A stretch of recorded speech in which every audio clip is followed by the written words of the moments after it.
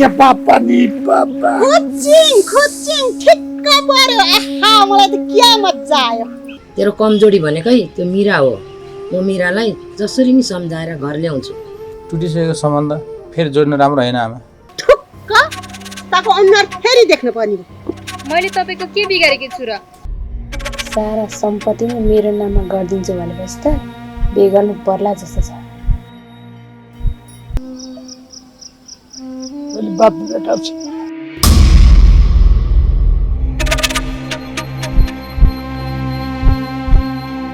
महु दुखी मीरा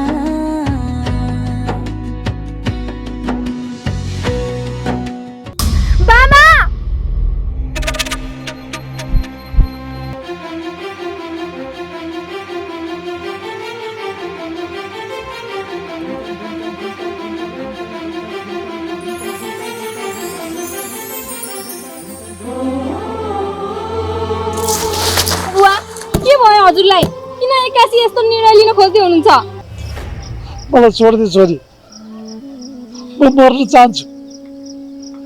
मलाई गाउँ समाजको वचन सुहाएर बाप्नु छैन। समाजले भन्ने भन्दैमा आफ्नो जिन्दगी तहस नहस त पार्नु भएन नि बुवा। छोरी, त आफ्नै घर छ। त यहाँ बसिस् भने यहाँका पाजीहरूले जे पनि भन्न सक्छन्। जसले जे सुकै भने पनि म हजुरलाई छोडेर कहीँ पनि जान्न बुवा। त्यसो नभन् छोरी, म त यो डुब्न लागेको घाम जस्तो मान्छेको लागि आफ्नो कलिलो जिन्दगी खेर नभ्याउ। छोड्नुहोस् यो हात। आफूले नखाई मलाई खुवाएर हुर्काउनु भयो। आफूले फाटेको लुगा लगाएर मलाई राम्रो लुगा किनिदिनु भयो। यो ऋण त म चाहेर पनि तिर्न सक्दिनँ, तर यसको बदलामा म हजुरको सेवा त गर्न सक्छु नि बुवा। छोरी, त त मेरो मुटुको टुक्रा होस्। हेर, आफूले हारेको महसुस तब हुँदो रहेछ छोरी, जब तपाईँ भन्ने मान्छेले त भन्न थालेपछि। मेरो कठोर मन भएर पनि समाजको ढुङ्गा जस्तो वचन सहन नसकेर यो निर्णय लिन बाध्य भएको हुँ नानी। अब यस्तो कहिले नगर्नु बुवा।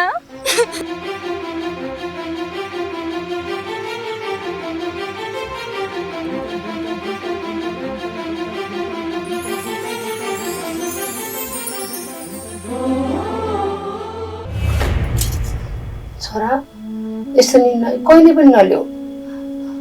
मलाई बाँच्नै मन छैन आमा। बाँच्न जाने भने जिन्दगी धेरै लामो छ छोरा। तेरो मात्रै हो र दुनियाँको घरबार बिग्रेको छ। अरूको घरबार बिग्रिनु र मेरो घरबार बिग्रिनु धेरै फरक छ आमा। अरूको सम्बन्ध भाग्यले छुट्यायो, मेरो सम्बन्ध हजुरले छुट्याउनु भयो। राम्रै होला भन्ने सोचेको थिएँ, नराम्रो भयो त मेरो के दोष छ र? मैले चाहेर तेरो घरबार बिगार्नु खोजेको होइन। मीरा बिना मेरो जीवन असफल छ आमा। जबसम्म मेरो मीरालाई म पाउँदिनँ, म जिउँदो लास हुनेछु। मीरा जसरी नि आउँछ त्यो चिन्ता नगर छोरा। यदि मैले मीरालाई घरमा फर्काएर ल्याउन सकिनँ भने मलाई आमै नभन्छ छोरा। मेरो भाग्य पनि खै कस्तो हो नि। खुसी हुन्छु भन्दा भन्दा दुःख परेको पनि थाहा हुँदैन। जतिखेर पनि भाग्यलाई मात्रै दोष नलगा छोरा। हामीले कर्म पनि राम्रो गर्नुपर्छ छोरा। मैले नराम्रो कर्म त किन गरेछु र आमा? छोरा, सायद मैले गरेको यो पापको फल होला।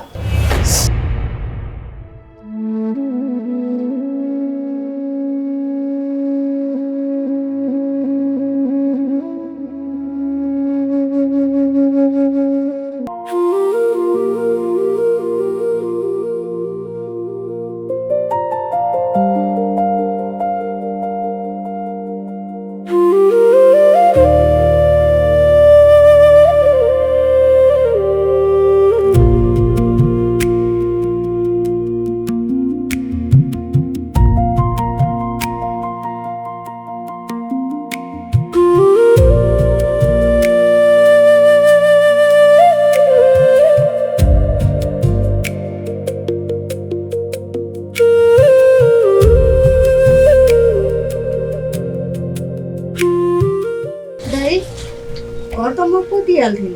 तैँले मात्र काम गर्नुपर्छ भन्छ र? अरू काम त ठिकै हो, तर यो घरै लिप्ने काम चाहिँ सुहाएन दाइ।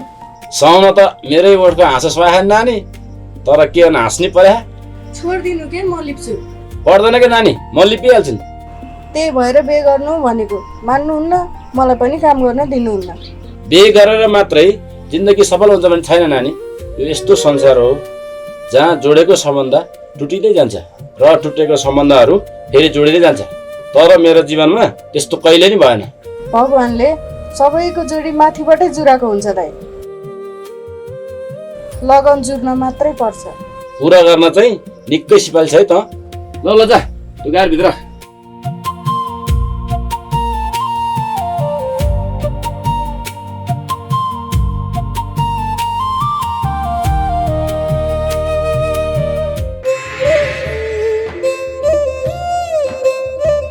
आमा घाँस त कस्तो राम्रो पलाएछ है।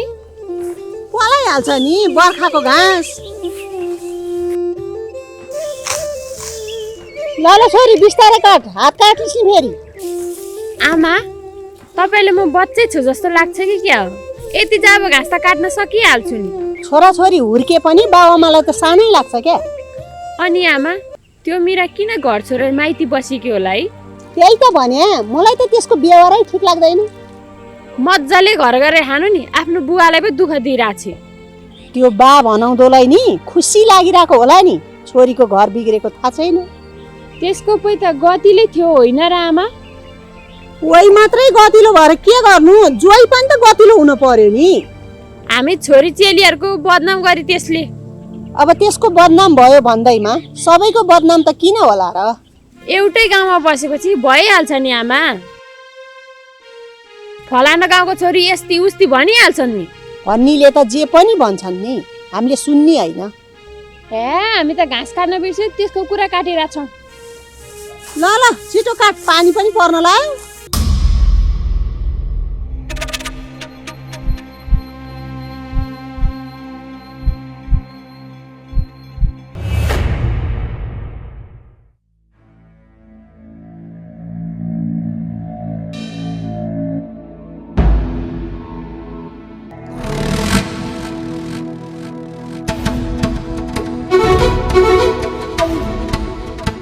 मिरा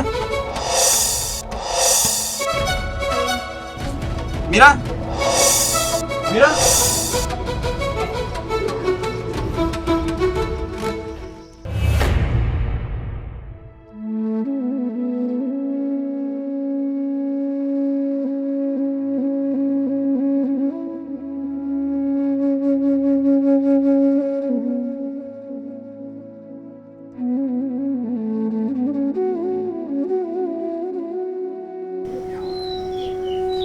छोरा, तँलाई मिराको साह्रै याद आए जस्तो छ हो। मैले मिरालाई भुल्न सकेको छैन आमा। माया गरेको मान्छेलाई सजिलै भुल्न गाह्रो हुन्छ छोरा, हो मलाई थाहा छ। अब म मिरालाई भुल्न चाहन्छु आमा। कसरी भुल्छस् त? सक्छस् त छोरा? माथि एउटा मन्दिर छ, त्यहाँ जे माग्यो त्यही पुरा हुन्छ अरे।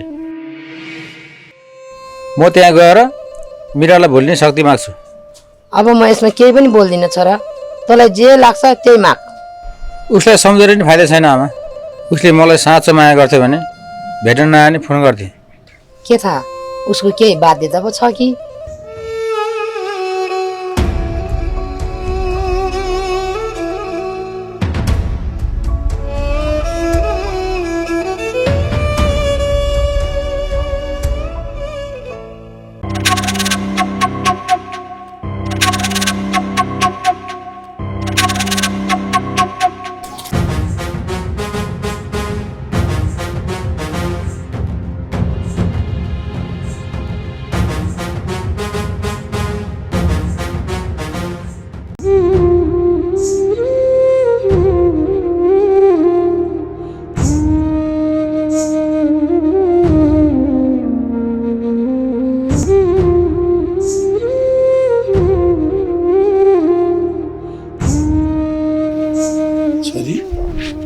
मन्दिर जान लागि?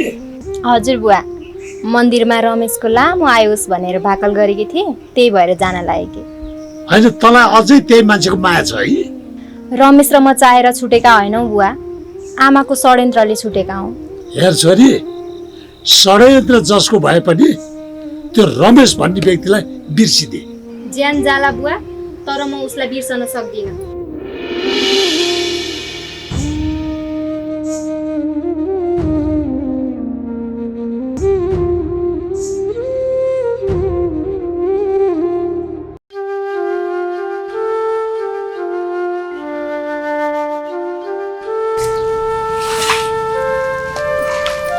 पैसा त दुइटै लेस नि। जा छोरी पानी ल्याऊ। कस्तो गरिन् भयो।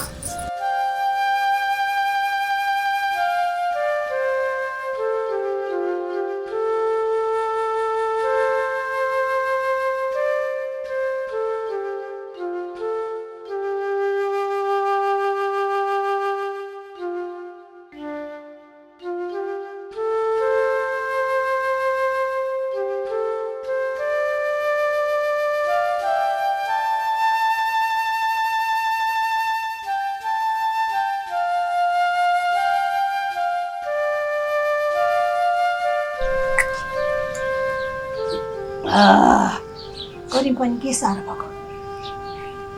ल नानी त नि खा। अहिले केटाकेटी पानी खान मान्दैनन्। ल त घाँस सास तल, म गएर खाना पकाउँछु है। हैसा खेत तैँले जहाँ पाइ लाग्थिस् म लैजान्छु।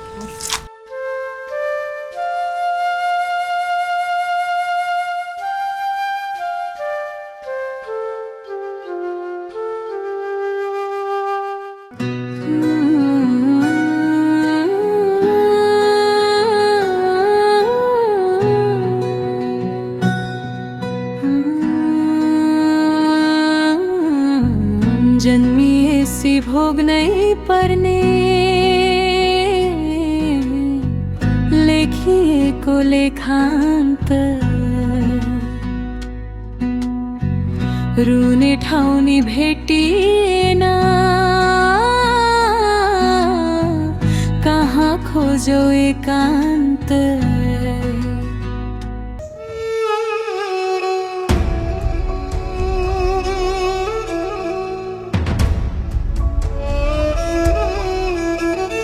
हे प्रभु, मेरो रमेशलाई केही पनि नहोस् है। हामी अलग भए पनि मेरो रमेश मेरो मनमै छ।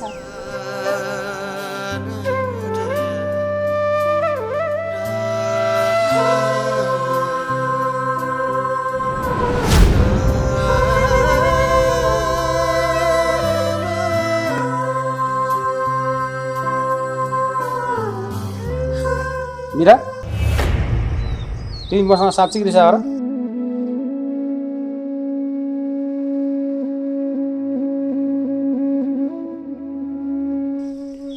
के त बोल न मीरा, तिम्रो बोली सुन्न मन छ।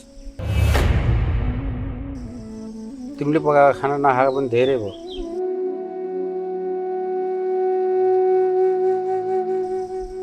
अन्जानमा गल्ती भयो होला, किन मलाई यति ठुलो सजाय दिँदैछौ?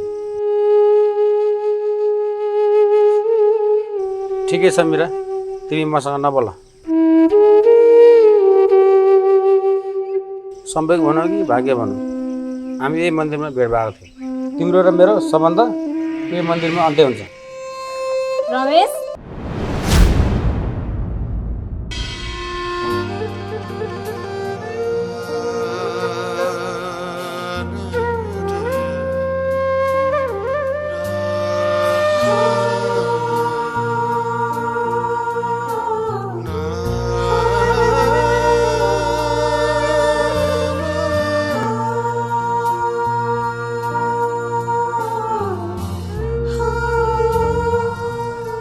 म तिमीलाई बिर्सन सक्दिनँ रमेश।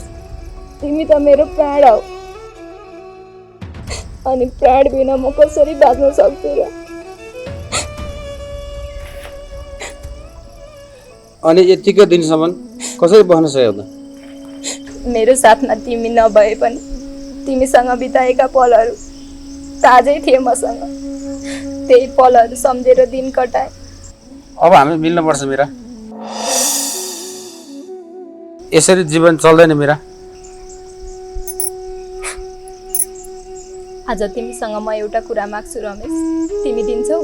मागेर त हेर, तिम्रो लागि यो जान हाजिर छ। डिभोर्स।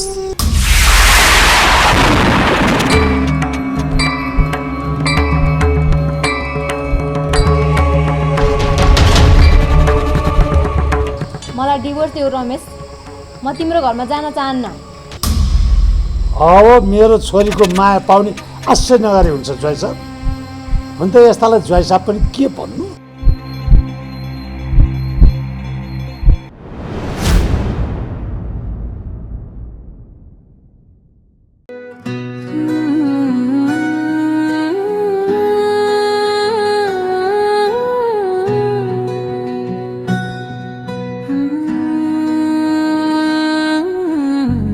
जन्मिएसी भोग्नै पर्ने लेखिएको लेखान्त रुने ठाउँ नि भेटिएन कहाँ खोजौ एकान्त माइती जाओ सौतियामा बजाऊं माइती जाओ सौतियामा बजाऊं कहाँ बाध्यताले जीवन साथी धन कमाउन परदेशिया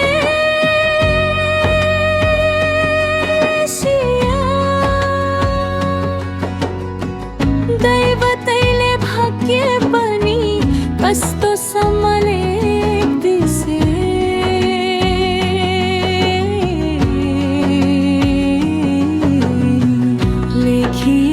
पाउने रहेछ देखिएको भन्दा पनि भाउसरको ससुरालाई शङ्का गर्छन् सासु पनि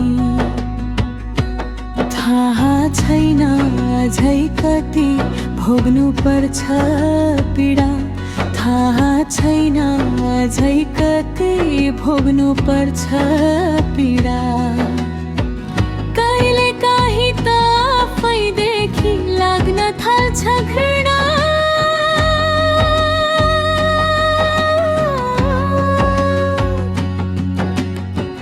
रुँदा रुँदै छाती पनि परिसक्यो चिरा